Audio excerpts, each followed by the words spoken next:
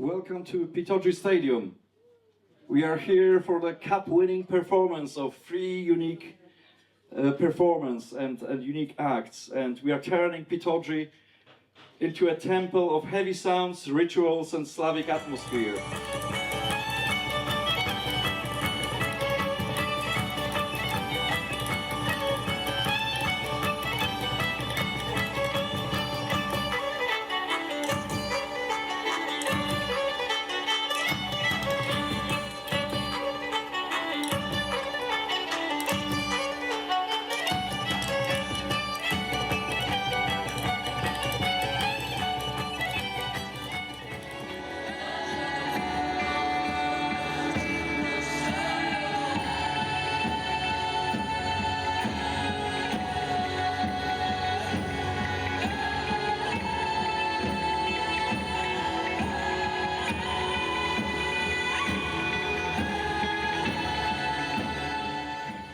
No ja mam niesamowite wrażenia. Tak jak Wam mówiłam wcześniej, jestem zachwycona Waszym występem.